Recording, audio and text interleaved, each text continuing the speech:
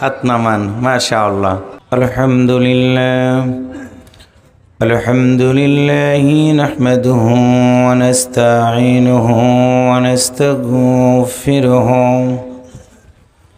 ওয়া নাউযু বিল্লাহি মিন শুরুরি আনফুসিনা ওয়া মিন সাইয়্যাতি আ'মালিনা من يهده الله فلا مضل له ومن يضلل فلا هادي له وأشهد أن لا إله إلا الله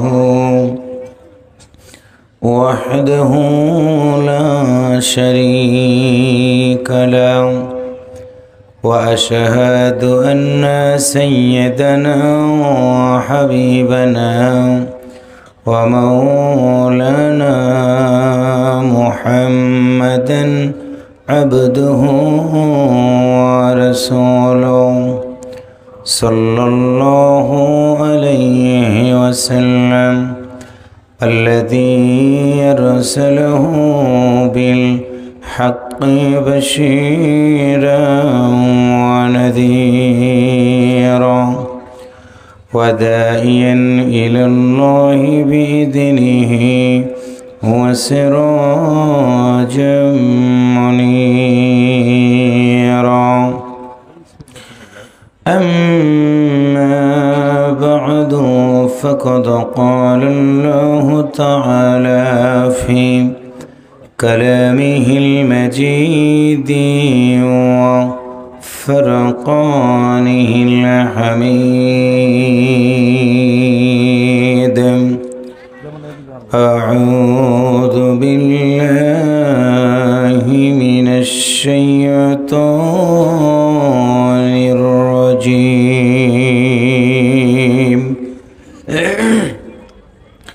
بسم الله الرحمن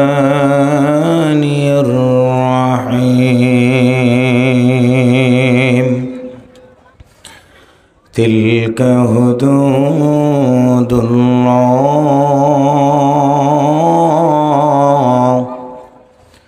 ومن يطع الله ورسوله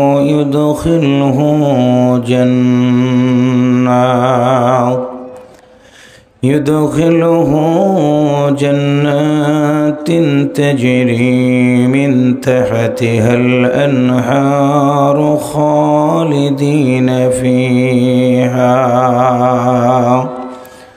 وذلك الفوز العظيم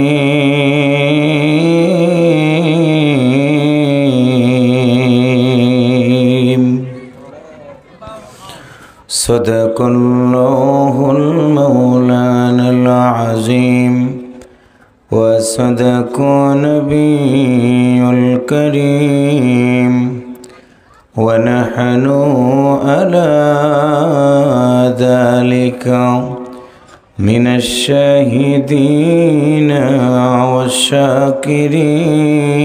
والشاكرين والحمد لله رب العالمين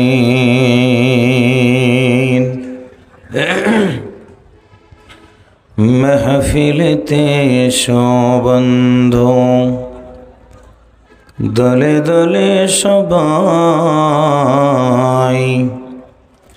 अल्लाहर कुरान शुने मानो जदि जन्नतेर मेहमान हवा যায় বিশ্ব বিবেক ঘুমিয়ে আছে মুসলিম নিধন হয় ইহুদি খ্রিস্টানেরা মিছিল করে বলে এটা নাকি তাদের বিজয় ফিলিস্তিনে মুসলিম মারে লেবাননে মায় আর কতকাল থাকবা ঘুমায়া জাগার কি সময় হয় নাই। যতই করো দুনিয়ার বাহাদুরি বন্ধ তুমি, একদিন যাবে মরে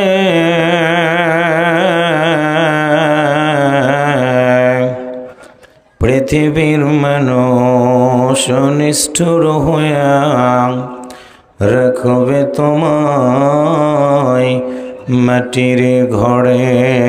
মসজিদের ওই পালকিটা বন্ধ যেদিন আসবে তোমার বাড়ি, সেরতে হবে এই দুনিয়া আর সারবা তোমার সুন্দর বাড়ি। সাদা কাফন পরায়া বন্ধ তোমায় রাখবে কবরে, কেমনে থাকবা তুমি বন্ধু ভেবে কি দেখেছ তোমার জীবনে। শান্তি যদি পেতে চাও গো বন্ধু তুমি ওই না কবরে, দিন থাকিতে এসে বসো আল্লাহর কোরআনের মাহফিলে। আওয়াজ করে একটু কালেমা পড়েন লা ইলাহা।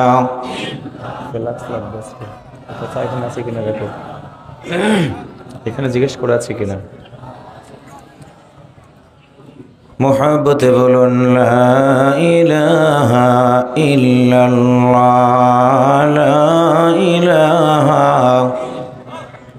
খালিক নেই তুমি ছাড়া, মালিক নেই তুমি ছাড়া, কোনো মাবুদ নেই তুমি ছাড়া, কোনো মাশুক নেই তুমি ছাড়া। লা ইলাহা ইল্লাল্লাহ, একসাথে লা ইলাহা ইল্লাল্লাহ। লা ইলাহা ইল্লাল্লাহ মুহাম্মাদুর রাসূলুল্লাহ সাল্লাল্লাহু আলাইহি ওয়াসাল্লাম।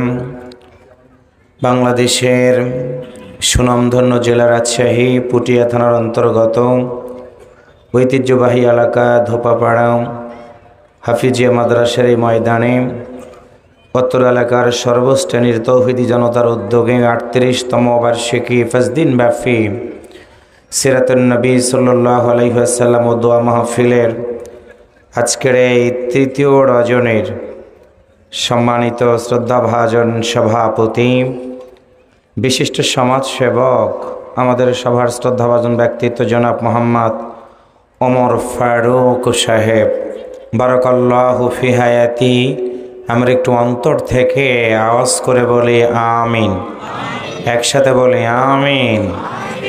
ম্যানেজিং কমিটির সম্মানিত সেক্রেটারি মহোদয়, বিশেষ করে এই মাহফিলটার জন্য যার শ্রম, যার মেধা, যার মননশীলতা, যিনি আমার সাথে প্রায় যোগাযোগ রাখার চেষ্টা করেছেন, এই মাদ্রাসার সম্মানিত মোহতামি মহোদয়, সুযোগ্য উপস্থাপক, ইন্তিজামে কমিটির সকল সদস্য ভাইয়েরা, বিভিন্ন জায়গা থেকে আগত শ্রদ্ধাভাজন মুরব্বিয়ান ইকরাম, প্রাণপ্রিয় যুবক ভাইয়েরা, প্রশাসনের দায়িত্ব নিয়োজিত আছেন পুঠিয়া থানার সম্মানিত পুলিশ ভাইয়েরা, মিডিয়ার কর্মী বন্ধুগণ, অত্র এলাকার ব্যবসায়ী বৃন্দ, ইসলামী আন্দোলনের বিভিন্ন পর্যায়ের দায়িত্বশীল ভাইয়েরা, বিভিন্ন রাজনৈতিক দলের নেতৃবৃন্দ, পর্দার আড়ালে সম্মানিতা শ্রদ্ধেয়া মা এবং বোনেরা, বিশ্বনবী সাল্লাল্লাহু আলাইহি ওয়াসাল্লামের জীবন ও কর্মকে কেন্দ্র করে আজকের এই দোয়া মাহফিলের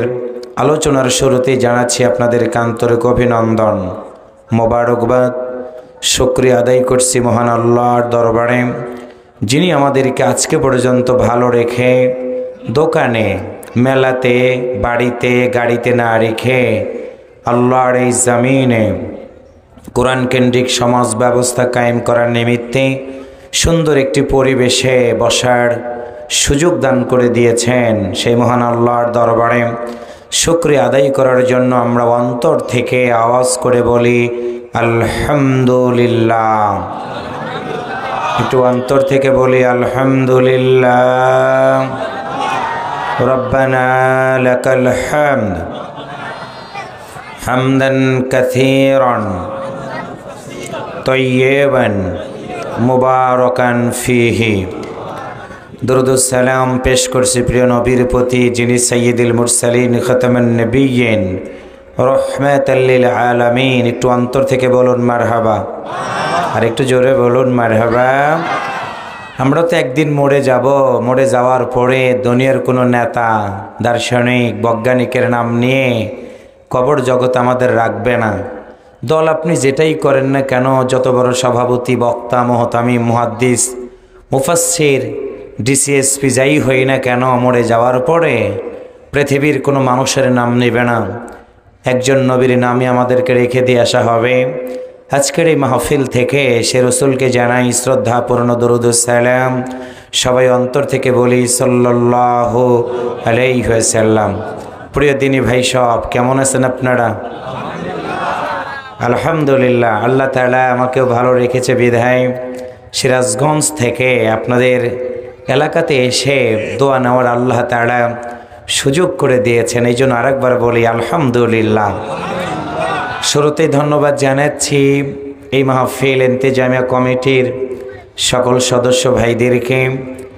এই মাহফিলে যারা এসেছেন, বসেছেন বাদ ভাঙ্গা জোয়ারের মতো, মা বোনদের উপসে পড়া ভিড়, যুবকদের আনাগোনা, মুরব্বীদের বসে থাকা আমাকে অত্যন্ত আনন্দিত করেছে। পরপর আমি কয়েক বছর এই মাহফিলে আসলাম, জানি না আগামী দিনে বাঁচব কিনা। গত বছর এই ময়দানে কথা বলেছিলাম, তার ভিতর থেকে অনেক মানুষ পৃথিবী থেকে বিদায় হয়ে গেছে। একদিন জীবন নামক ঘড়ির কাঁটাটা বন্ধ হয়ে যাবে, আমাদের নামের আগ থেকে মোহাম্মদ শব্দটা কেটে নিয়ে মরহুম শব্দটা লাগাই দিবে। মসজিদের বারান্দার পালকিটা আসবে বাড়িতে, ঠান্ডা মাটিতে বসতে আমাদের কষ্ট হয়। শীত থেকে নিবারণ হওয়ার জন্য চাদর, ব্লেজার, কোট আমরা পরিধান করে বসে আছি, কিন্তু জীবন ছায়ান্নে মরুভূমির বালুকা রাশির মতো বাতাসের কারণে এক জায়গার বালু যেমন আর এক জায়গায় উড়ে গেলে ওই জায়গায় তার বালুগুলো রাখা যায় না, ঠিক তেমনি করে আমাদের জীবন নামক ঘড়ির কাঁটাটা বন্ধ হয়ে গেলে পৃথিবীর মানুষগুলো আর দুনিয়ার জগতে রাখবে না। সাদা কাফন পড়ে ঠান্ডা মাটির ভিতরে রেখে দিয়ে আসবে। সাথী নাই, বাতি নাই, ঘর নাই, দরজা নাই, কিচ্ছু নাই, নির্জন একটি কবরের ভিতরে কি করে থাকব। যার কারণে আজকে আমাদের জীবনের সবার জন্য যেন এই মাহফিলটা হয় নাজাতের উসিলা, কবরের জগৎটা যেন আল্লাহ তাআলা এই মাহফিলের খাতিরে আমাদেরকে আলোকময় করে দেয়। সবাই একটু একসাথে বলি আমিন, আরেকটু জোরে বলি আমিন। যেহেতু সিরাতুন নবী সাল্লাল্লাহু আলাইহি ওয়াসাল্লামের উপরে আজকের এই আলোচনা, সুতরাং আমি আপনাদের সামনে বিগত বছরে যে বিষয় নিয়ে কথা বলেছি, এক একটা জায়গাতে এক একটা সূরা থেকে আমি কথা শোনাই। আজকে তেমনি করে কোরআনুল কারীমের সূরা নিসা থেকে আমি আপনাদের সামনে একটি আয়াত তেলাওয়াত করেছি। পুঠিয়ার ভাইয়েরা, আপনাদের এলাকার কোরআনে কি সূরা নিসা আছে? এটা কথা বলেন, আছে? যারা কথা বলেন নাই, চুপ করে বসে আছেন, আমি ধরে নিব আপনাদের বাড়ির কোরআনের উপরে হাফ ইঞ্চি ধুলা জড়ো হয়ে গেছে। নিজেদেরকে মুসলমান বলে দাবি করেন, কিন্তু কোরআনের সাথে সম্পর্ক রাখেন না। আপনার কাছেই প্রশ্ন রেখে দিয়ে গেলাম, আপনি কি আসলে সত্যিকার মুসলমান হতে পেরেছেন? এটা আপনার কাছেই প্রশ্ন রেখে গেলাম। আর একবার একটু বলুন তো, আপনাদের এলাকার কোরআনে কি সূরা নিসা আছে? সূরা নিসা বিশ্বনবী সাল্লাল্লাহু আলাইহি ওয়াসাল্লামের মাদানী জিন্দেগিতে সূরাটি নাজিল হয়। মোট আয়াত সংখ্যা 176, রুকু সংখ্যা 24। সেখানকার আমি দ্বিতীয় নাম্বার রুকুর 13 নাম্বার একটা আয়াত তেলাওয়াত করেছি। আমার যারা পরিচিত শ্রোতা আছেন তারা জানেন যে রাকিবুল হুজুর মাঝে মাঝে আমাদেরকে জিজ্ঞাসা করে, জবাব দিতে হয়। কারণ হলো মাহফিলে আসবো, বসবো, কি বলল হুজুর, কি শুনলাম, এটা যদি মনে না থাকে তাহলে মাহফিলে বসার চেয়ে মেলা দিয়ে ঘোরাই ভালো। কথা বলেন ঠিক না ভাইরা? এই জন্য অন্তত দুটা বিষয় মনে রাখবেন, আমি কোন সূরা থেকে কথা বলছি, কত নাম্বার আয়াত, কি আছে সেই আলোচনার ভিতরে, একটু মনে রাখতে হবে। বিশ্বনবী সাল্লাল্লাহু আলাইহি ওয়াসাল্লামের মাদানী জিন্দেগিতে সূরাটি নাজিল হয়। আল্লাহ রসুল কোরআনের দাওয়াত দিয়েছেন মোট 23 বছর। একসাথে বলেন কত বছর? 23 বছর নবুয়াতি জিন্দেগিতে আল্লাহ তাআলা বিশ্বনবীর উপরে এই 30 পারা কোরআন নাজিল করে দিয়েছেন। 13 বছর কেটেছে মক্কার জিন্দেগিতে, 10 বছর কেটেছে মদিনার জিন্দেগিতে। পৃথিবী জন্ম থেকে শুরু করে আজকে পর্যন্ত সন্ত্রাস, জঙ্গিবাদ, মাদক, ইফটিজিং, দুর্নীতি, রাহাজানি, চুরি ছিল, আছে, থাকবে। কিন্তু বিশ্বনবী সাল্লাল্লাহু আলাইহি ওয়াসাল্লামের 10 বছরের মাদানী জিন্দেগিতে তিনি যখন এই কোরআনের আইন দিয়ে দেশ চালিয়েছেন, ওই সময় কোনো চোর খুঁজে পাওয়া যায়নি। রাতের অন্ধকারে নারীরা ঘরের দরজাটা খুলে রেখে ঘুমিয়েছে, কোনো যুবক তাদের দিকে চোখ তোলার সাহস পায়নি। মানুষ যারা ধনী ছিলেন রাতের অন্ধকারে ঘরের দরজা খুলে সকল সম্পদগুলো রেখে দিয়ে নির্দ্বিধায় ঘুমিয়েছেন, কেউ তাদের ডিস্টার্ব করেনি। কিন্তু সোনার বাংলাদেশে 53 বছর পার হয়ে গেল, চোখ দিয়ে দেখেছি, কান দিয়ে শুনেছি, 100টা মেয়ের সাথে ধর্ষণ করে, সেঞ্চুরি করে, মিষ্টি বিতরণ করেছে এমন যুবক বাংলাদেশে একসাথে বলেন আছে না নাই? জবান খুলে বলুন আছে না নাই? আল্লাহর কসম করে বলি, একদিনের মধ্যে বাংলাদেশ থেকে জেনা বন্ধ হয়ে যাবে। এই সাউন্ড বাড়াও একটু। বাংলাদেশ থেকে একদিনে জেনা বন্ধ হয়ে যাবে। কারণ হলো এই জন্য লাগবে হচ্ছে 300 জন পার্লামেন্ট মেম্বার, যারা হবে এই কোরআনওয়ালা। তাফসির মাহফিলে বসলে টেবিলের উপরে কোরআন রাখা হয়। এই কোরআনটা যদি পুঠিয়া থানার ওসি সাহেবের টেবিলে থাকে, এই আসনের যিনি এমপি হবেন তারা যদি আসনে থাকে, স্পিকার যিনি হবেন তারা যদি টেবিলে থাকে, এই ইউনিয়ন পরিষদের যিনি চেয়ারম্যান তার যদি টেবিলে এই কোরআন থাকে, এই ওয়ার্ডের যিনি মেম্বার তার টেবিলে যদি কোরআন থাকে, এই গ্রামে যারা ছেঁচড়া চোর, বড় চোর, মাঝারি চোর, বড় পরামানিক, মাঝারি পরামানিক, সকল পরামানিকদের টেবিলে যদি আল্লাহর কোরআনটা থাকে, আমার বিশ্বাস যখন বিচার করতে যাবে তাদের ভিতরে যখন এটা মনে হবে, আমরা যদি পার্সোনালিটি করে বিচার করে নিরপরাধ মানুষগুলোকে যদি আমরা দোষী বানাই, দোষী মানুষকে আমরা যদি নিরপরাধ বানাই, পৃথিবীর কোনো মানুষ যদি না দেখে, একজন দেখেন, একটু আওয়াজ করে বলেন তো তিনি কে? আর একটু জোরে বলেন তিনি কে? ওই বিচারক যদি মনে করেন যে আমার এই বিচার কার্যের ভিতরে আল্লাহ আমার কাজগুলো দেখছেন, সুতরাং একদিন আমি তার কাছে ফিরে যাব, হিসাবের খাতা মিলাবেন, বিচার হবে ইনসাফ ভিত্তিক। ধর্ষকদেরকে ঢাকার বাইতুল মোকাররমের সামনে হাজির করে বাইতুল মোকাররমের খতিব সাহেবের নেতৃত্বে বাংলাদেশের প্রিন্ট মিডিয়া, ইলেকট্রনিক্স মিডিয়াগুলোকে যদি হাজির করে একজন ধর্ষককে যদি পাথর মেরে পৃথিবী থেকে বিদায় করে দেওয়া হয়, আল্লাহর কসম করে বলি, বাংলাদেশে একদিনের জন্য হলেও, একদিনের মধ্যে সকল ধর্ষকরা তওবা পড়ে ভালো হয়ে যাবে, একটা ধর্ষককে খুঁজে পাওয়া যাবে না। আওয়াজ করে বলেন কথা ঠিক কিনা? কিন্তু এই আইন চায় না তারা ধর্ষকের সাথে জড়িত যারা, এই আইন চায় না যারা, যারা চুরি করে, লুটপাট করে, নিজের সম্পদগুলো না অন্যের সম্পদগুলোকে জবরদখল করে, বাড়ি গাড়ি ব্যাংক বিমা করে, লুটপাট করে, দেশ বিদেশে পলায়ন করে আসে যারা, তারাই শুধু আল্লাহর কোরআনের বিধান চায় না। কথা বলেন ঠিক না ভাইয়েরা? আমরা কি চাই? আমরা চাই পুঠিয়া থানাটা হবে মাদক মুক্ত, সন্ত্রাস মুক্ত, জঙ্গিবাদ মুক্ত, ইফটিজিং মুক্ত। প্রতিটা মানুষ সুন্দর করে ঘুরে ঘুরে বেড়াবে, কেউ তাদের ডিস্টার্ব করবে না। একটা জিনিস দিয়েই সম্ভব। একসাথে বলেন তার নাম কি? আর একটু জোরে বলেন তার নাম কি? কিন্তু সমস্যা আছে রে ভাই, কোরআনের বিধান যদি চালু হয়ে যায়, আমার এই বক্তব্যের সাথে অনেকেই দ্বিমত পোষণ করবেন। কারণ কি? আমি যখন সুদের বিরুদ্ধে বক্তব্য দেব, যারা সুদখোর আমার বক্তব্যের বিরুদ্ধে চলে যাবে, যারা জেনাখোর আমার বক্তব্যের বিরুদ্ধে চলে যাবে, যারা চোর তারা আমার বক্তব্যের বিরুদ্ধে চলে যাবে, যারা টাকা খেয়ে বিচার করে, দালালি করে, লুটপাট করে, চাঁদাবাজি করে তারা আমার বক্তব্যের বিরুদ্ধে চলে যাবে। একসাথে কথা বলেন, ঠিক না ভাইয়েরা? কিন্তু বলুন তো, ধর্ষণ, রাহাজানি, ছিনতাইকারীর বিরুদ্ধে আমাদের বক্তব্য ছিল, আছে, থাকবে। কে আমাদের পক্ষে থাকলো, বিপক্ষে থাকলো, এইটা চিন্তা আমাদের করার দরকার না। আমাদের দায়িত্ব হচ্ছে বার্লিক মানুষের কাছে পৌঁছে দিব আল্লাহর আইন, সৎলোকের শাসন, শোষণমুক্ত সমাজ আমরা যদি গঠন করতে পারি। রাকিবুল ইসলামকে সিরাজগঞ্জ থেকে এসে নামাজের বক্তব্য দিতে হবে না, নামাজের বক্তব্য দিবে এই থানার ওসি সাহেব। এই যে মেলা হচ্ছে না, আজান হওয়ার পরে দোকান বন্ধ হয় না, সভাপতি চিল্লাইলেন, মেজাজটা তার খারাপ হয়ে গেছে, চিল্লান লাগবে না। পুটিয়া থানার শুধু ওসি সাহেব আসবে যখন আমাদের এই মসজিদের মুয়াজ্জিন সাহেব বলবে আল্লাহু আকবার, পুলিশের গাড়ি এখান দিয়ে চলে আসবে, হুইসেল বাজাইতে থাকবে, বাজাইতে বাজাইতে আজান শেষ হয়ে যাবে, শুধু বলবে আজান হয়ে গেছে, এইরকম হাতে থাকবে লাঠি, ওই লাঠি দিয়ে শুধু বলবে এই রকম, মানে কি দোকান শাটার বন্ধ করো। দোকানের শাটার বন্ধ করবে না, উনি এই মাথা থেকে ওই মাথা পর্যন্ত যাবে, আবার ফিরে আসার সময় বলবে এই রকম। তার মানে হলো আজান হয়ে গেছে, দোকান বন্ধ করো, করবা না, এই রকম। তার মানে মারের উপরে কোনো ঔষধ নাই।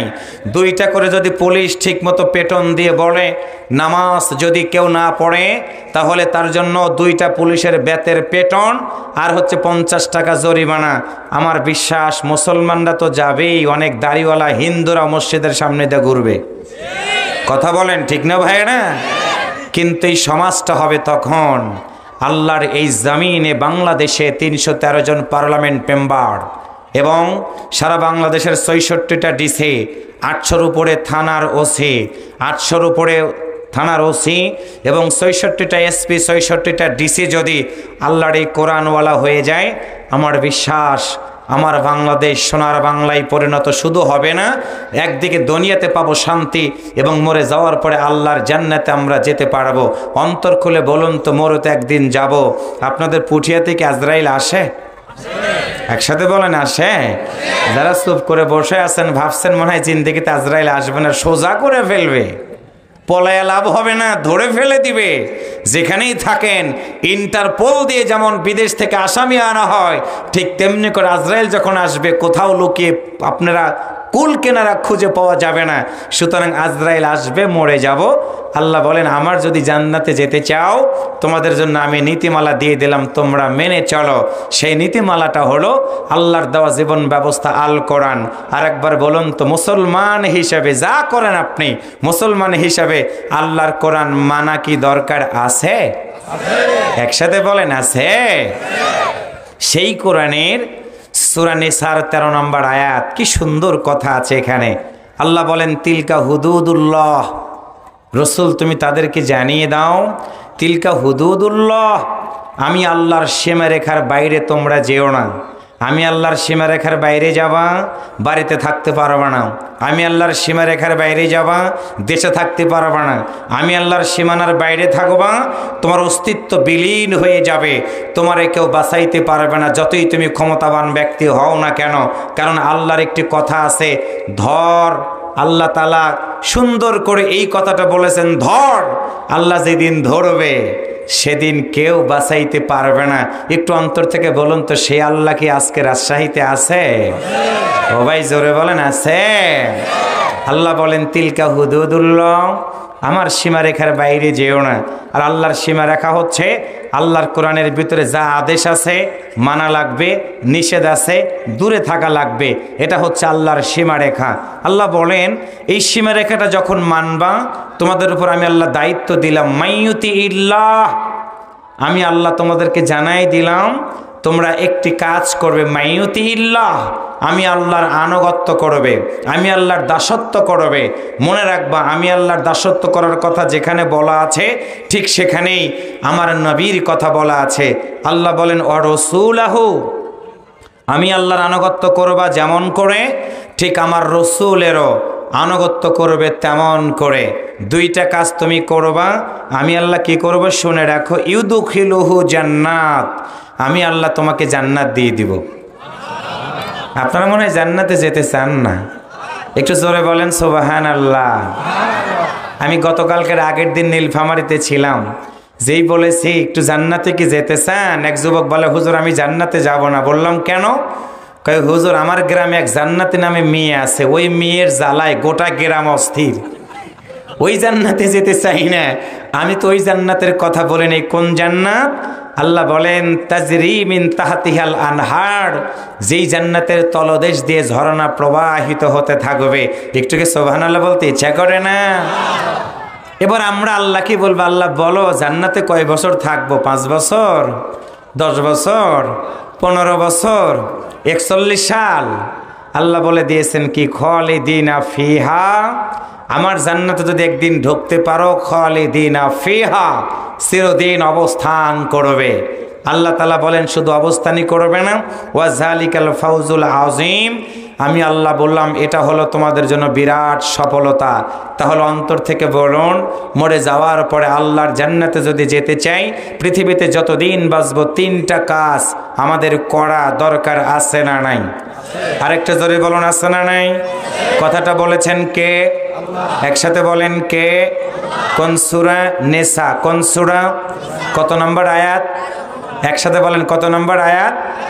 1 নম্বর তিলকা হুদুদুল্লাহ, আল্লাহর সীমারেখার বাইরে যাওয়া যাবে না। 2 নম্বর হলো মাইয়ুতি ইল্লাহ, আল্লাহর আনুগত্য করা, ও রাসূলাহু, রাসূলের আনুগত্য করা। এটার উপরে আমি আজকে আপনাদের সামনে আলোচনা শোনাবো। কষ্ট হবে কি আপনাদের? বিয়ে করো নাই কারা কারা? একটু হাত তোলো তো দেখি, যারা বিয়ে করো নাই।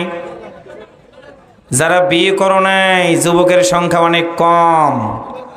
যারা বিয়ে করো নাই তারা একটু হাত তুলে বলো আল্লাহু আকবার।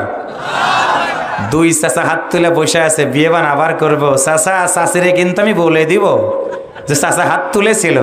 যারা বিয়ে করো নাই, যারা বিয়ে করো নাই তারা একটু আওয়াজ করে বলো দেখি আল্লাহু আকবার। আওয়াজ নেই, মনে সব ছেঁকা খাওয়া পাটি বসে আছে। পুঠিয়ার লোকেরা মানে সব ছেঁকা খায় বসে আছে আর কি। তোমরা হাত নামাও, তোমাদের জান গেছে আর কি, থাক। এবার আমরা যারা বিয়ে করেছি, আমাদের ছেলে পেলে হয়ে গেছে, আমাদের সভাপতির হচ্ছে 2 ছেলে 2 মেয়ে, বিয়ে শাদী সব দিয়েছে, নাতি নাতনি হয়ে গেছে, দাড়ি চুল সব পেকে গেছে। অনেকের আবার দাঁতও নাই, গরুর গোস্ত খাওয়া দেখে খালি কান্দে। যখন হাড্ডির শব্দ পায় পাশের লোক খালি আফসোস করে, আহারে আমার সামনে হাড্ডি খাই, তা গরুর সিনার হাড্ডি, কি যে মজা গে। এইটা ভাবে আর চোখের পানি ছেড়ে দিয়ে কাঁদে। পাশের লোক বলে ভাই কাঁদতেছেন কেন? কয় ওই যে হাড্ডির আওয়াজে। আমাদের তো বয়স হয়ে গেছে, দেখে আমাদের আওয়াজটা কমেছে কিনা। এবার আমরা যারা বিয়ে করেছি আমরা একটু বলবো, যুবকরা একটু আল্লাহ আল্লাহ করে, আমাদের জন্য আওয়াজ কমে যায় নাকি? এবার আমরা যারা বিয়ে করেছি আমরা একটু আওয়াজ করে বলি আল্লাহু আকবার।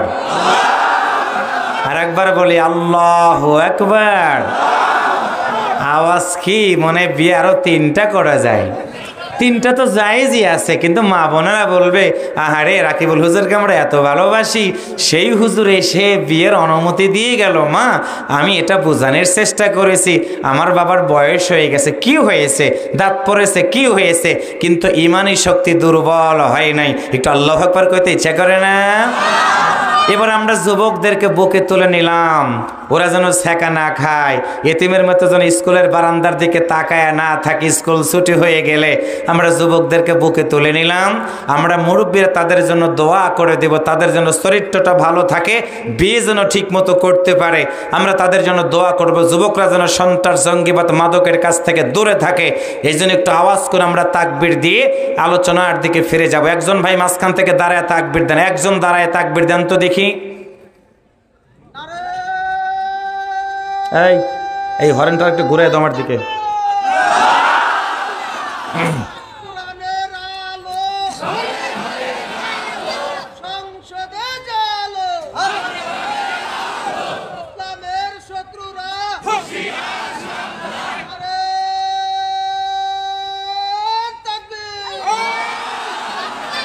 ভাইয়ের জন্য একটু মারহাবা বলেন।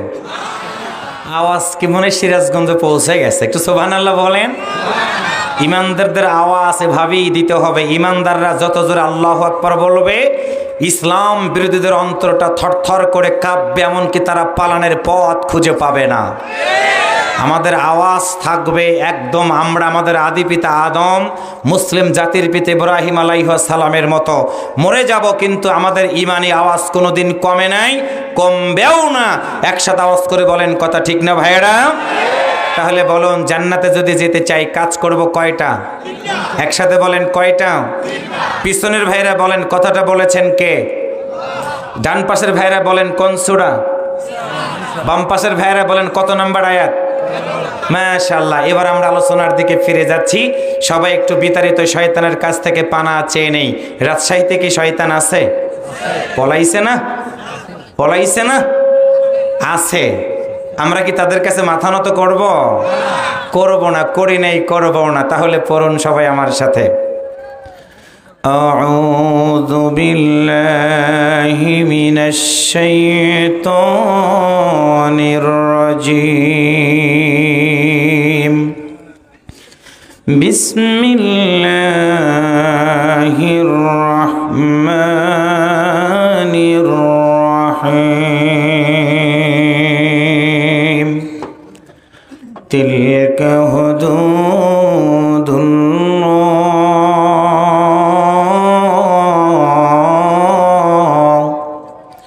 ওয়া মান ইউতি'িল্লাহা ওয়া রাসূলাহু ইউদখিলহু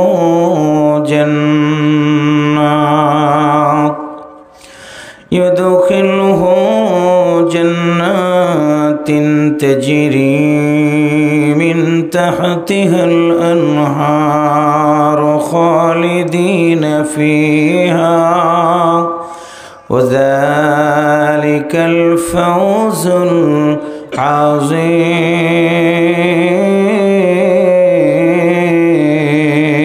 আযীম। আর একটু আওয়াজ করে বলুন আল্লাহু আকবার। সম্মানিত রাজশাহীবাসী, বিশ্বনবী সাল্লাল্লাহু আলাইহি ওয়াসাল্লামের মাদানী জিন্দেগিতে সূরাটি নাজিল হয়।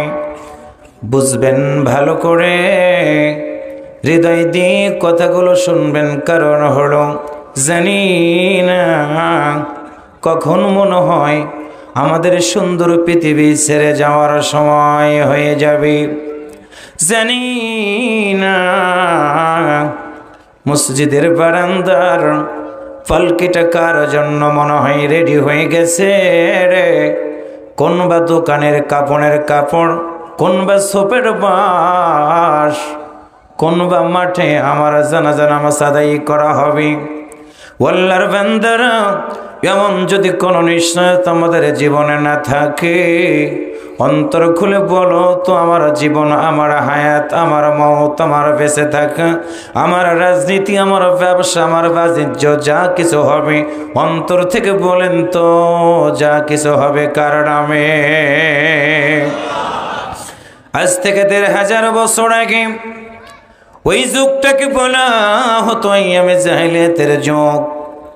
এইখানে আমি আসলাম, মুহতামিম হুজুর আমার কাছে ডাক দেয়া বলল, হুজুর মা বোনদের উপস্থিতিটা এত বেশি, তাদের বসার জায়গা দাও আমাদের জন্য কঠিন হয়ে গেছে। মনটা আমার ভরে গেল, মরে গেল। নেপোলিয়নের কথাটা আমার মনে হয়ে গেল। তিনি বলেছিলেন, তোমরা একটা শিক্ষিত মা দাও, একটা শিক্ষিত জাতি আমি তোমাদের উপহার দিয়ে দিব। কারণ হলো, মা যদি ভালো হয় সন্তান ভালো হবে, সন্তান যদি ভালো হয় পরিবার ভালো হবে, পরিবার যদি ভালো হয় এলাকা ভালো হয়ে যাবে, এলাকা যদি ভালো হয় একটা দেশ ভালো হয়ে যাবে। আল্লাহর বান্দারা, ১৫০০ বছর আগে পৃথিবীতে আমরা আল্লাহ তাআলা নবীকে পাঠানোর সিদ্ধান্ত নিলেন। ওই সময়টাকে বলা হতো জাহিলিয়াতের যুগ, অন্ধকারের যুগ। মানুষগুলো খুন খারাপি করতো, ডাকাতি করতো, রাহাজানি করতো। শুধু খুন খারাপি করতো না, মায়ের পেটের ভিতর থেকে যখন কোনো কন্যা সন্তান বের হয়ে যেত, জীবন্ত কন্যা সন্তানগুলোকে জাহিলিয়াতের মানুষগুলো গলা টেপে হত্যা করে ফেলে দিত। আপনারা আওয়াজ করে বলুন তো, ছেলে এবং মেয়ে দেওয়ার মালিক কে? আল্লাহর বান্দারা কাউকে আল্লাহ ছেলে দেয়, কাউকে মেয়ে দেয়, আবার কাউকে কোনো কিছু দেয় না। এটা হলো আল্লাহর বড় পরীক্ষা। 10টা মাস মায়ের পেটের ভিতরে সন্তান আস্তে আস্তে বড় হতে থাকলো। মেডিকেল সায়েন্স প্রমাণ করে দিয়েছে, সন্তান যখন মায়ের পেটের ভিতরে আসা শুরু হয়ে যায়, আমার প্রিয় ভাইরা বুঝবেন ভালো করে, নাপাক পানিটাকে আল্লাহ তাআলা রক্তপিণ্ডতে পরিণত করে দেয়। রক্তপিণ্ডটাকে আমার আল্লাহ মাংসপিণ্ডতে পরিণত করার যখন সময় হয়ে যায়, গর্ভধারিণী মায়ের তখন খাবার বন্ধ হয়ে গিয়ে শুধু বমি করে আর বমি করে। সন্তান 3 মাস বয়স হওয়া পর্যন্ত মায়ের সকল প্রকার খাওয়া দাওয়া বন্ধ হয়ে যায়। স্বামীর কাছে গিয়ে বলে, স্বামী আমার বলো, খেতে পারি না আমি। স্বামী মাথায় হাত বাঁধতে বলে, বিবি রে, একটা নারীর জীবনে সান্ত্বনা হলো তখন কলেজার টুকরা সন্তান যখন মা বলে ডাক দেয়, মায়ের কলেজাটা ঠান্ডা হয়ে যায়। সন্তানের বয়স হয়ে গেল, আল্লাহর বান্দারা 5 বছর সন্তান বড় হয় মায়ের পেটের ভিতর থেকে না। মায়ের পেটের ভিতরে যখন 5 মাস বয়স হয়ে যায়, রাজশাহীর ভাইরা বুঝবেন ভালো করে, আমার আল্লাহ তাআলা সন্তানটাকে হাত দিলেন, পা দিলেন, অঙ্গ প্রত্যঙ্গগুলো দিয়ে দিলেন পেটের ভিতরে। একটা অঙ্গ প্রত্যঙ্গ দেওয়ার পর মা যখন খেতে বসে, সন্তানের খাবারের জন্য মায়ের চিন্তা করা লাগে না। আমার আল্লাহ আমাদের মতো মানুষের মুখটাকে আমার আল্লাহ পবিত্রতা দিয়ে সৃষ্টি করেছেন। আল্লাহর বান্দারা বুঝবেন ভালো করে, মায়ের মাসিকটা বন্ধ হয়ে গিয়ে আমার আল্লাহ মায়ের মাসিকটা কিন্তু আমার মুখটা দিয়ে খাওয়ায় নাই। কারণ হলো এই মুখটা দিয়ে আমার আল্লাহ বলেন, ওয়ারাত্তিলিল কুরআন তারতিলা, বান্দারে পৃথিবীতে যাওয়ার পর আমার কোরআনগুলো তোমরা সুন্দর করে করে তেলাওয়াত করবে। ওয়াক্তারিফু ওয়াজজুদু, আমি আল্লাহর প্রশংসা আদায় করবে রে বান্দা। যার কারণে মুখটাকে আমার আল্লাহ নাপাক না বানায়া আমার নবীর সাথে, আমার মায়ের নাভির জোড়া দিয়া আমাদের মতো সন্তানগুলোকে মায়ের পেটের ভিতরে রক্ষণাবেক্ষণ করেছেন। একসাথে বলুন তো আওয়াজ করে, তিনি যেন কে? ওই মায়ের পেটের ভিতর থেকে সন্তান বের হলো যখন, আরবের নেতারা প্রতিটা মায়ের বাড়িতে গিয়ে খবর নিত, দেখতে ছেলে না মেয়ে। যদি হতো ছেলে, সন্তানটাকে আদর করে আসতো নেতারা। যদি হতো মেয়ে, আরবের নেতারা মায়ের কাছ থেকে সন্তানটাকে জোর করে কেড়ে নিত। আল্লাহর বান্দারা কলিজাটাও ফেটে যায়। একটা মা 10টা মাস মায়ের পেটের ভিতরে তিল তিল করে সন্তানটাকে বড় বানালো। ওই সন্তানটা বের হওয়ার পরে, মেয়ে সন্তান হওয়ার অপরাধে তখনকার অমানুষগুলো সন্তানটাকে মায়ের কাছ থেকে কেড়ে নিত। মা অপেক্ষায় আছে সন্তান বড় হবে, মা মা বলে ডাক দিবে। কিন্তু আইয়ামে জাহেলিয়াতের মানুষগুলো মায়ের কাছ থেকে সন্তানটাকে কেড়ে নিয়ে তারা গর্ত খনন করে জীবন্ত সন্তানটাকে গর্তের ভিতরে ফেলে দিত।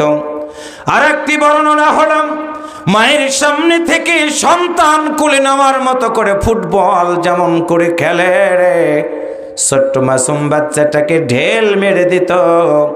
পাহাড়ের কিনারের সাথে লেগে ছোট্ট নিষ্পাপ মাসুম বাচ্চাটার মাথাটা ফেটে যেত, ফিনকি দিয়ে রক্ত বেরিয়ে যেত। এই দৃশ্য দেখে মা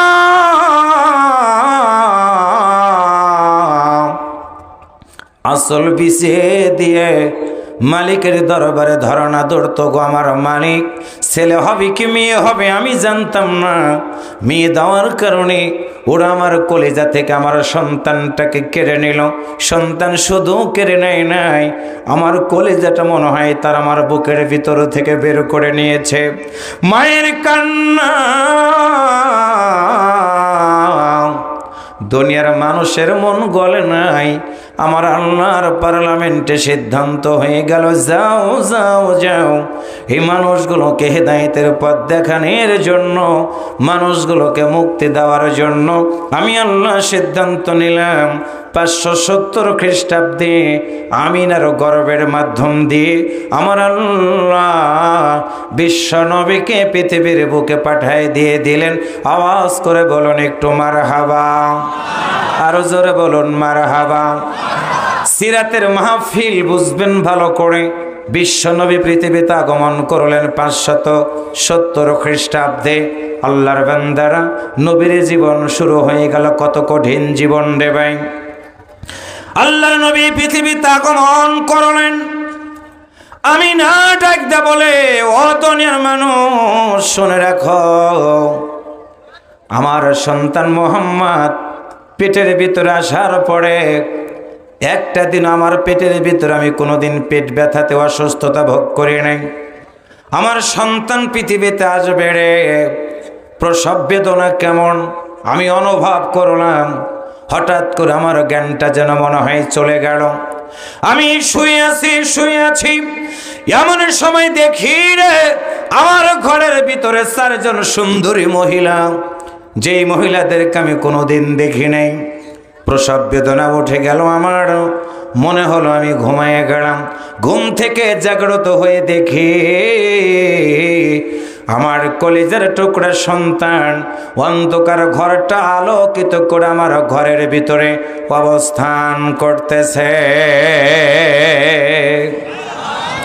আমি না ডাকতে বলে, শুনে রাখো, আমার সন্তান পৃথিবীতে আসার পরে আরবের একটা নিয়ম ছিল, সন্তানগুলো মায়ের কাছ থেকে দীর্ঘ সময় থাকতো না।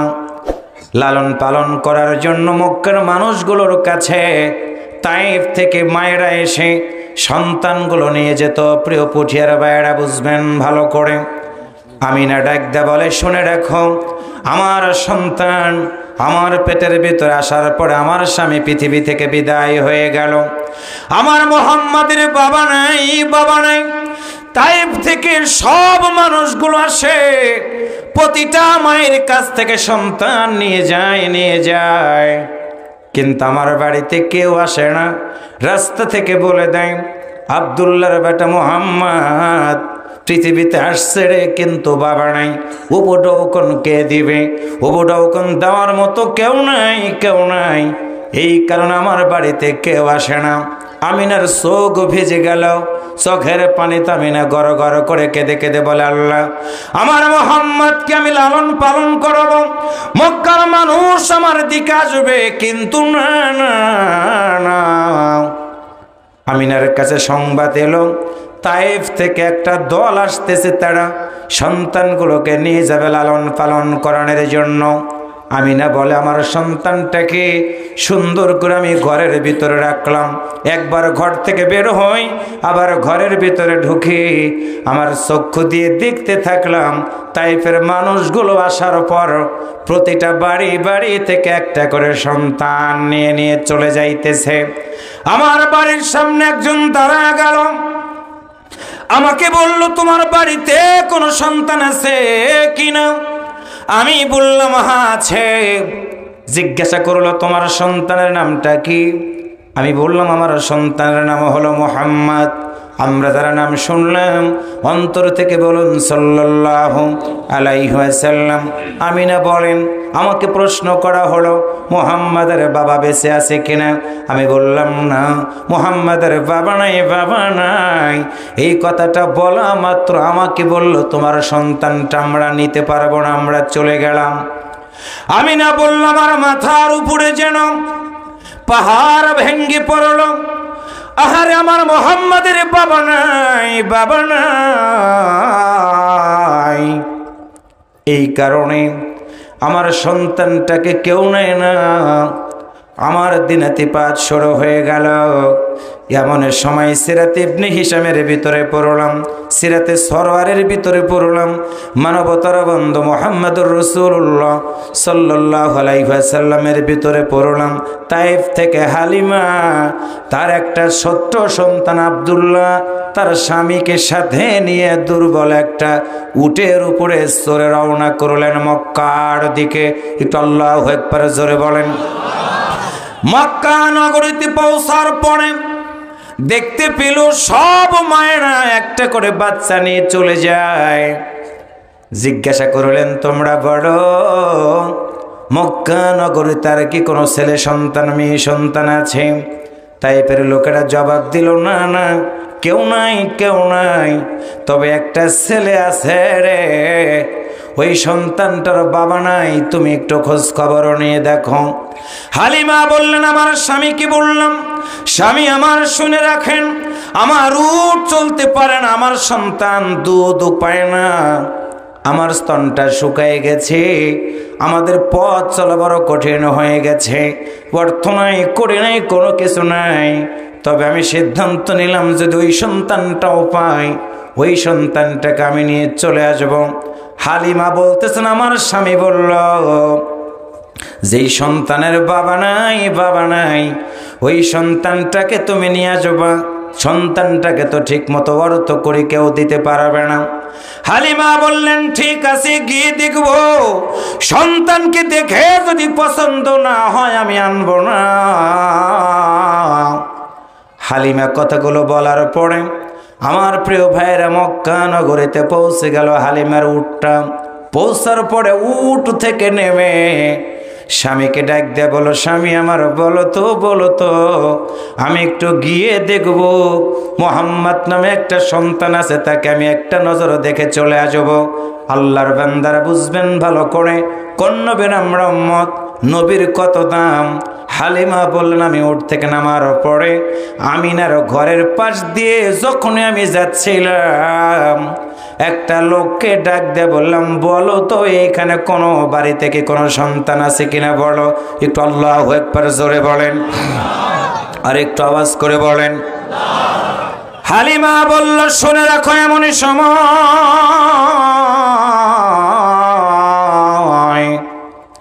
একজন যুবক বললে, এই যে ঘর, এই ঘরের ভিতরে ঢুকে দেখেন একটা সন্তানকে আপনি হয়তো বা পেয়ে যেতে পারেন। আমিনা বলল, আমি দাঁড়ালাম, ঘরের দরজাতে গিয়ে আস্তে করে নক করলাম, শব্দ হয়ে গেল ঘরের দরজায়। এমন সময় আমিনা ঘরের দরজা খুলে দিয়ে বলল, কে তুমি? কোথায় তোমার বাড়ি? কোথায় তোমার ঘর? আমিনা বলার পরে হালিমা বলল, আমার নাম হালিমা, তাইফ শহর থেকে এসেছি, বলো তো তোমার ঘরে কোনো সন্তান আছে কিনা, আমাকে বলবা কিনা। হালিমা বললেন, এতটুকু বলার পর আমি তাকাই দেখলাম মুহাম্মাদের মা আমিনার দুইটা চোখ বেয়ে পানিগুলো নিচের দিকে গড়ায় গড়ায় পড়তে থাকলো। আমি মেয়ে মানুষ, আমি নাকি জড়িয়ে ধরে বললাম, বোন রে, কান্দো কেন, কান্দো কেন? এমন সময় আমি না আমাকে জড়িয়ে ধরে বলে, হালিমা শুনে রাখো, কত মানুষ তো এইখান থেকে সন্তান নিয়ে চলে গেল, তুমি আমার ঘরের দরজাতে এসেছ, না জানি রে আমার মোহাম্মদকে রেখে তুমি চলে যাবা। হালিমা এই কথা শোনার পরে বলল, কি হয়েছে তোমার? আমিনা টুকরে টুকরে কেঁদে বলে, শুনে রাখো, আমার মোহাম্মদের ছবি আছে রে, কিন্তু আমার মোহাম্মদের বাবা এই পৃথিবীতে বেঁচে নাই, সবাই বাবা নাই, এইটা ভেবে সন্তানটাকে রেখে চলে যায়। হালিমা, তুমিও কি আমার সন্তানটাকে রেখে চলে যাবা? এই কথাগুলো বলে আমি না দুইটা চোখ বেয়ে বেয়ে পানিগুলো গড়ায় গড়ায় পড়ে। হালিমা বললেন, আমি না, বলো, ঘরের বাহিরে দাঁড়ায় তোমার সাথে আমি এত কথা বলতে পারবো না, দরজাটা খুলে দাও, খুলে দাও, আমি একটু ঘরের ভিতরে গিয়ে দেখব, সন্তান যদি পছন্দ হয় তোমার কথা দিলাম, তোমার মোহাম্মদকে আমি রেখে চলে যাব না। একটু মারহাবা জোরে বলেন। আল্লাহর বান্দারা শুনবেন ভালো করে। আমি না বললেন, শুনে রাখো, হালিমা আমার এই কথা বলার পর আমি ঘরের দরজাটা যখনই খুলে দিলাম, হালিমা আমার ঘরের ভিতরে পা দিতে দিতে চিৎকার করে বলল, আমিনা শুনে রাখো, কত ঘরের ভিতর আমি গিয়েছি রে, আজকে তোমারও ঘরের ভিতর আমি ঢোকার পরে যেই জিনিসটা দেখলাম, এত সুন্দর আলো আমি হালিমা আমার জীবনে কোনোদিন দেখি না। আরেকটা আওয়াজ করে বলেন সুবহানাল্লাহ। হালিমা বললেন, বোন আমিনা বলো, ঘরের ভিতরে এত আলো, তোমার সন্তান কোথায়? আমিনা বললেন, শুনে রাখো, আমার সন্তান এইখানে রেখে দিয়েছে আমি একটা রুমাল দিয়ে ঢেকে। আমিনা বলতেছেন কথাগুলো হালিমা ঘরের দরজার ভিতরে ঢুকে মুহাম্মদ সাল্লাল্লাহু আলাইহি ওয়াসাল্লামের বডি মোবারক দেখলেন, মুখটা দেখতে পারে নাই। বডির দিকে তাকায় দেখে এত সুন্দর চেহারা, গোলাপের পাপড়িগুলো মনে হয় আমিনার ঘরের ভিতরে দোল খাইতেছে। আমিনার ঘরের ভিতরে গোলাপের পাপড়িগুলো মনে হয় দোল খাইতেছে রে। আল্লাহর নবী মুহাম্মদ সাল্লাল্লাহু আলাইহি ওয়াসাল্লামের মুখটা সাদা রুমাল দিয়ে ঢেকে রেখে দিয়েছে আমিনা। হালিমা বললেন, ঘরের ভিতরে ঢুকলাম, দুইটা হাত আমি দেখলাম, হাত দুইটা নড়াইতেছে মুহাম্মদ, দুইটা পা নড়াইতেছে মুহাম্মদ। হঠাৎ করে আমার মনে হয়ে গেল, মুখটা যদি না দেখি আমার অপূর্ণাঙ্গতা থেকে যাবে। হালিমা বলতেছেন, হাত পা দেখে আমি মুহাম্মাদের কাছে কেন যেন অত্যন্ত দুর্বল হয়ে গেলাম। আমি নাকি ডাক দিয়ে বললাম, আমিনা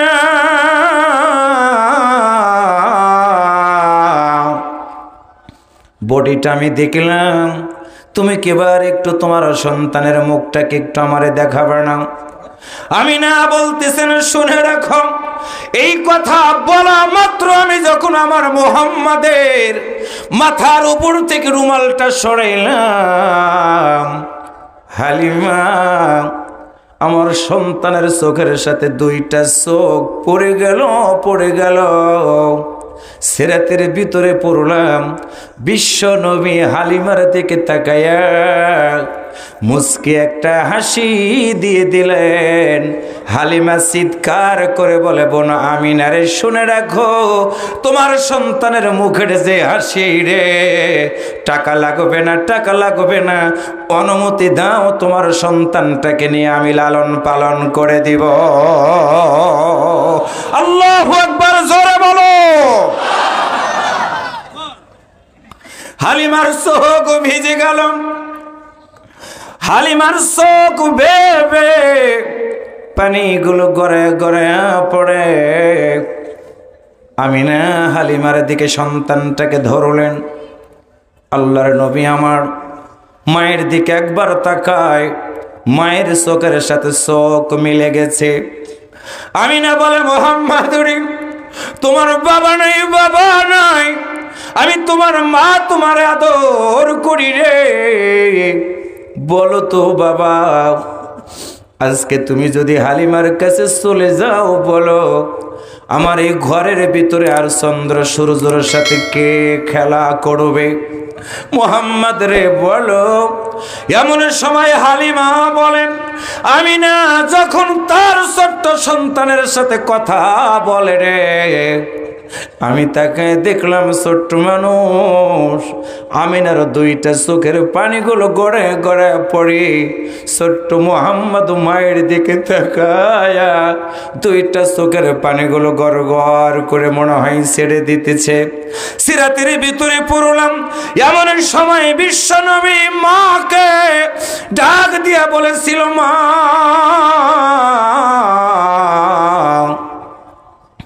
তোমার একটা কথা বলে দিলাম মা, যেখানেই তুমি আমারে দাও না কেন, একটা সেকেন্ডের জন্য হলেও তোমার মতো আমি মা মুহাম্মদ ভুলবো না, ভুলবো না।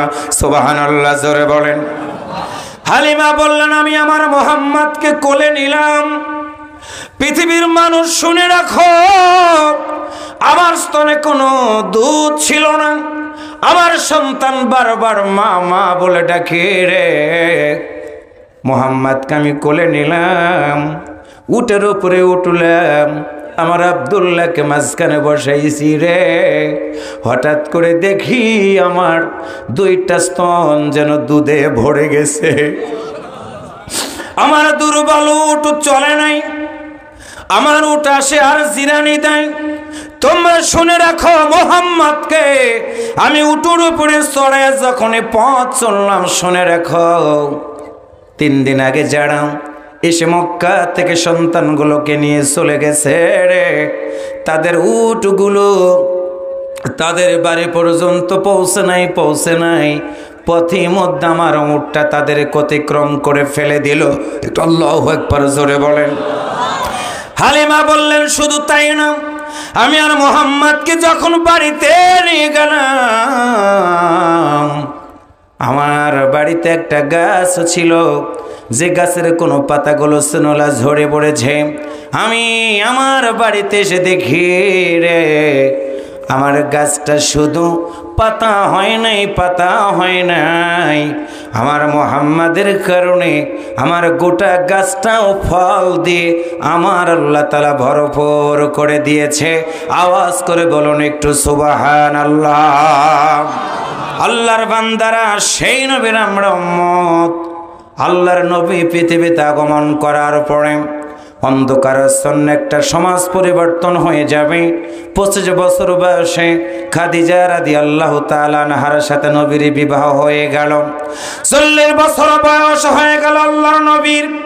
আকাশের নিচে জমিনের উপরে হেরা পর্বতের গুহায় গিয়ে আল্লাহর নবী চোখের পানি ছেড়ে দিয়ে কান্না করা শুরু করে দিলেন।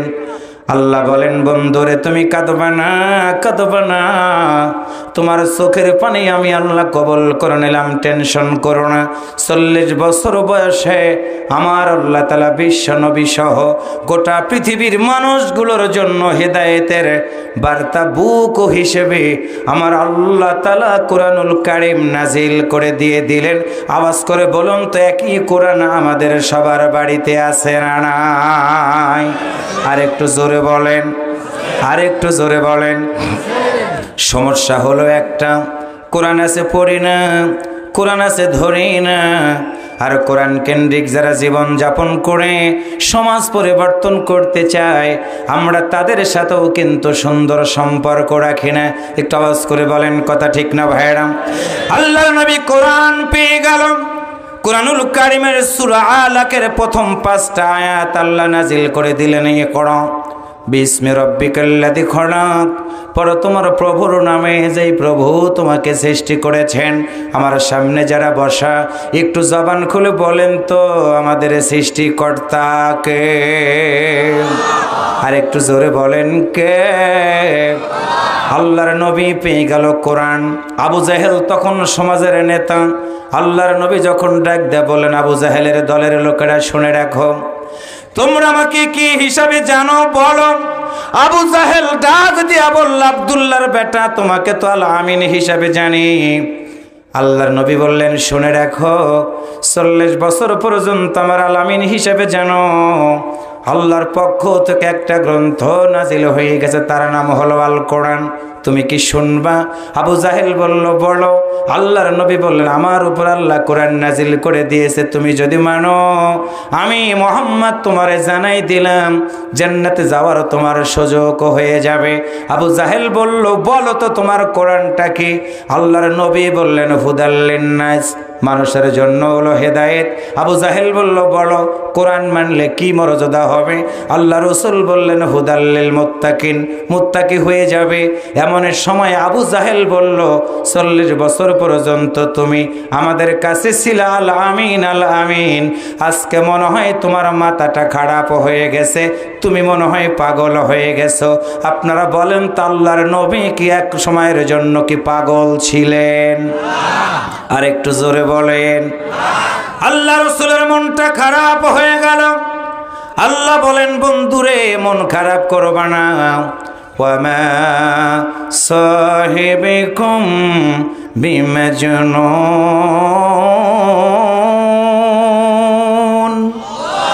আরেকটু আওয়াজ করে বলুন, আল্লাহু আকবার। আল্লাহ বলেন, বন্ধুরে তুমি পাগল না, বুঝবেন ভালো করে। কোরআনের দাওয়াত দেওয়ার কারণে আল্লাহর নবীকে পাগল বলা হলো। 2 নম্বর হলো আল্লাহ রাসূল কোরআনের দাওয়াত দিয়ে দিলেন। আবু জাহেল বলল, বুঝতে পেরেছি বাপ দাদার ধর্মে সুনকালি লাগাইলা, বুঝতে পেরেছি তোমার চরিত্রটা মনে হয় খারাপ হয়ে গেছে। আপনারা যদি মুসলমান হন অন্তর থেকে বলুন তো আল্লাহর নবীর চরিত্র কি কখনো খারাপ ছিল? আল্লাহ বলেন, বন্ধুর ওয়াইন্নাকা লাআলা খুলুকিন আযীম।